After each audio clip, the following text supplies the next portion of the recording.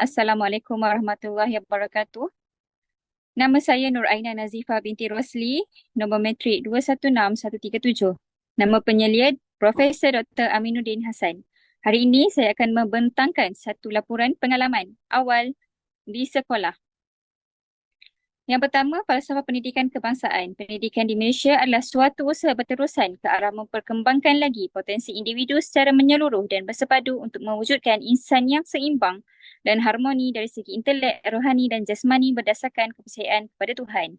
Ini adalah latar belakang SMK Sri Samudra. Untuk pengetahuan, saya menjalankan PAS di SMK Sri Samudra yang bertempat di Seri Manjung, Perak.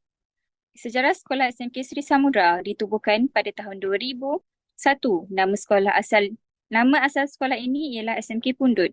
Sesi persekolahan pertama bermula pada 3 Januari 2001 dengan menumpang bangunan SMK Seri Manjung bagi sesi petang. Ketika itu hanya terdapat 4 kelas sahaja iaitu 2 kelas tingkatan 1 dan 2 kelas tingkatan 2. Bilangan pelajarnya ialah seramai 140 orang dan guru-gurunya pula adalah 10 orang manakala kegitangan 2 orang. SMK Pundut telah didaftarkan pada 16 Mac 2001. Pada 16 Julai 2011, SMK Pundut telah berpindah ke bangunan sebenarnya di kawasan Manjung Raya dan beroperasi sepenuhnya. Pada tahun 2002 telah dilancarkan program kadet remaja satu sekolah. Hanya terdapat satu uniform sahaja di sekolah iaitu KRS. Pada tahun 2011 program ini ditamatkan. Seterusnya, ini adalah nama-nama pengetua yang pernah berkhidmat di SMK Seri Samudra. Yang pertama, Encik Adli binti Kejo, Puan Hajah Rosidah binti Abdul Syukur, Puan Hajah Khairizah binti Hassan, Puan Sabarina binti Jamaluddin dan sekarang adalah Puan Sahila binti Syukur. Ini adalah visi dan misi sekolah. Misinya, SMK Sri Samudra komited untuk membentuk semangat kolaborasi bagi mewujudkan persekitaran pembelajaran abad 21 dan lahirkan model insan global yang produktif. Bagi misi pula, SMK Sri Samudra menyediakan sistem pengurusan yang mantap dan berkualiti sesuai dengan kehendak sekolah amanah. Infrastruktur sekolah. Ini adalah contoh-contoh infrastruktur yang ada di sekolah SMK Sri Samudra. Bilik rawatan, bilik disiplin, kantin, kelas pendidikan khas, pejabat, bilik operasi SPBT. Seterusnya, perpustakaan, makmal biologi, makmal SRT, surau, padang dan makmal sains.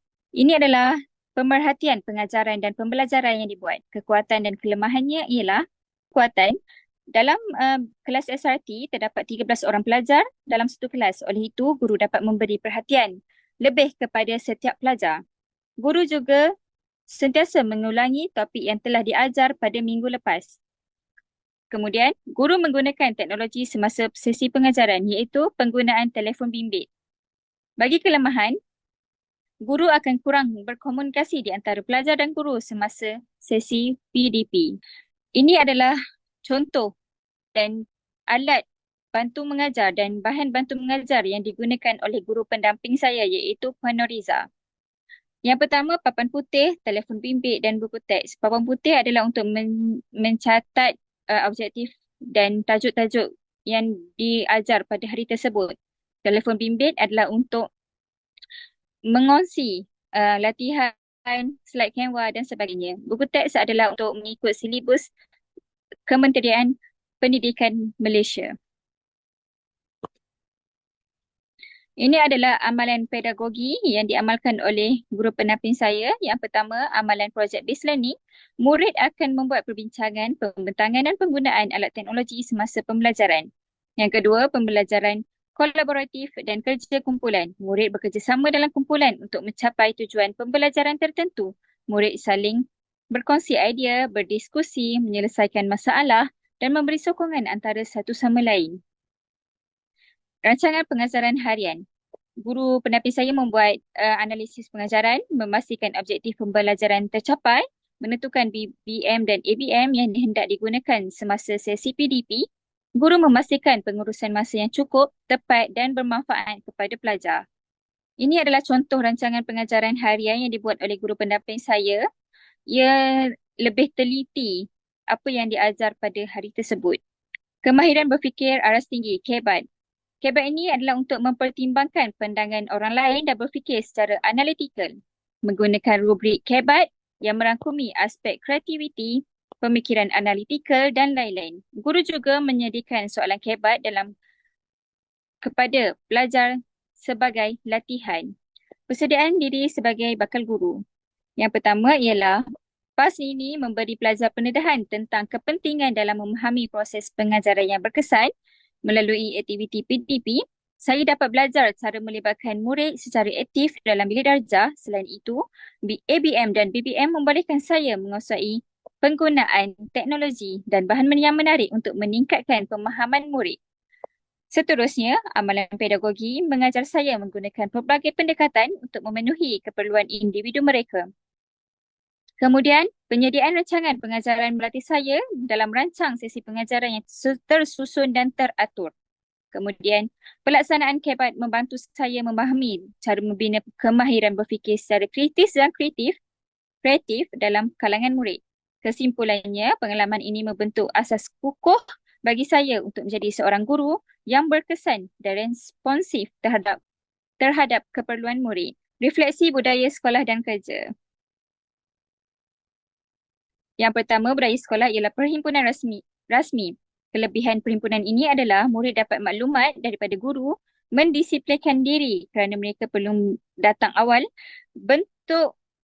membentuk nilai kepimpinan kerana pengawas akan mengacara majlis, mengukuhkan semangat patriotisme dan sikap positif. Kekurangan perhimpunan ini adalah pelajar kurang selesa dengan tempat yang diadakan. Bagi cadangannya ialah perhimpunan dibuat di tempat yang tertutup dan sejuk seperti dewan sekolah.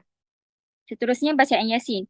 Kelebihan murid dapat mendekatkan diri kepada Sang Pencipta iaitu Tuhan kita sebagai orang yang beragama Islam. Kekurangannya adalah diadakan di tempat yang panas dan tar iaitu di di arena samudra. Cadangannya adalah bacaan dibuat di tempat yang tertutup dan sejuk bagi keselesaan pelajar. Seterusnya, solat berjemaah. Kelebihannya adalah murid dapat mendekatkan diri kepada Sang Pencipta. Kekurangannya adalah tidak dilakukan kepada sesi pagi dan ruang kecil. Ruang surau itu kecil dan ia hanya muat untuk pelajar sesi petang sahaja. Cadangannya adalah melibatkan semua pelajar SMK Seri Samudra.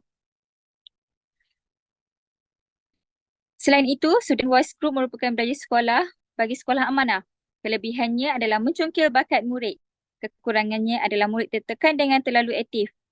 Hal ini dikatakan demikian kerana murid akan sentiasa membuat latihan bagi setiap bakat yang diceburi. Cadangannya adalah setiap minggu atau bulan membuat pertukaran murid dalam aktiviti. Maksudnya, pertukaran murid. Mungkin minggu ini murid lain dan minggu depan murid lain. Seterusnya, intervensi ponteng. Kelebihannya adalah kekurangan masalah murid ponteng dan peningkatan dalam membuat karangan bahasa Melayu. Kekurangannya adalah tempat yang kurang selesa. Cadangannya adalah dibuat di tempat yang selesa seperti perpustakaan atau bilik darjah. Penggunaan 1, 2, 3 iaitu guru akan senyapkan murid dalam keadaan tanpa keluarkan suara ataupun dengan suara yang perlahan saja. Guru hanya mengangkat tangan dan sebut 1, 2, 3. Kekurangannya adalah murid tidak dapat memberikan perhatian semasa penggunaan 1, 2, 3 dilakukan. Cadangannya adalah berikan penggunaan bahasa isyarat dengan lebih jelas dan kuat supaya pelajar sedar dengan arahan tersebut. Seterusnya, budaya kerja. Yang pertama, saling bertukar pendapat. Kelebihan mengerat hubungan dan bersemangat untuk mencapai kejayaan. Kekurangan mencetuskan persaingan tidak sihat antara guru dan sekolah. Cadangan membuat bengkel bersama untuk saling membantu dan berkongsi cara mencapai kecemerlangan. Middle leader adalah mempunyai kelebihan menjadi contoh atau teladan kepada guru-guru. Kekurangannya adalah terdapat salah faham antara guru. Cadangannya adalah sentiasa mengadakan mesyuarat di antara guru subjek. Kreatif dan inovatif. Kelebihan dapat menghasilkan pembelajaran yang berkesan. Kekurangannya adalah guru tidak kreatif dan kekurangan idea. Cadangannya adalah memperbanyakkan kursus atau bengkel kepada guru setiap subjek.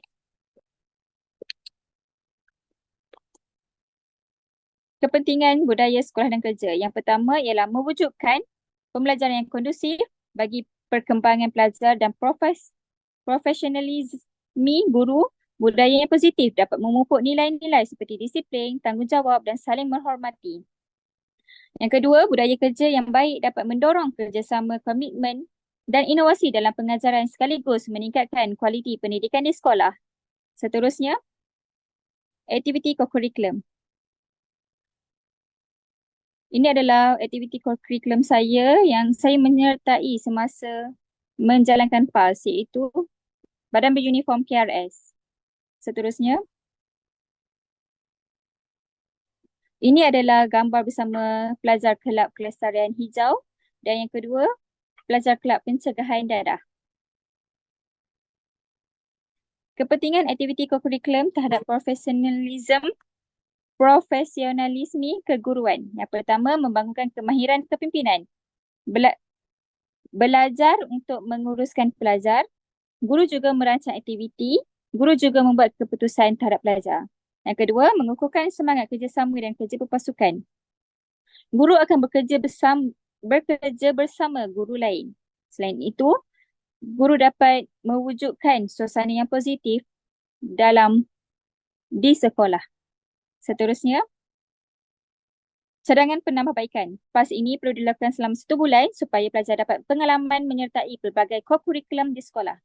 Selain itu, PAS ini memberi peluang kepada pelajar untuk mengajar sendiri supaya dapat merasai sendiri bagaimana sesi pengajaran dijalankan. PAS ini perlu membuat lebih lama dan memberi peluang kepada bakal guru untuk mengajar, untuk mereka merasai sendiri bagaimana menjadi seorang guru yang sebenar pada masa akan datang. Seterusnya, rumusan PAS, pengalaman awal di sekolah selama 10 hari memberi banyak pengalaman dan ilmu pengetahuan berkaitan profesionalisme guru. Saya dapat merasai sendiri bagaimana menjadi seorang guru dengan realiti di sekolah. Tugas-tugas keguruan dan pentadbiran sekolah turut diperolehi semasa menjalankan PAS. Okey, untuk program sulam, saya mencadangkan 3 program iaitu menganjurkan projek keusahawanan kepada komuniti, menjalankan program pendidikan makanan untuk kanak-kanak sekolah rendah, sekolah menengah ibu bapa dan komuniti. Yang ketiga, mengadakan bengkel masakan untuk golongan yang berkemampuan. Program sulam ini berkait rapat dengan program yang saya ambil iaitu SRT, Sains Rumah Tangga. Itu sahaja daripada saya berkaitan dengan pengalaman awal di sekolah. Sekian, terima kasih.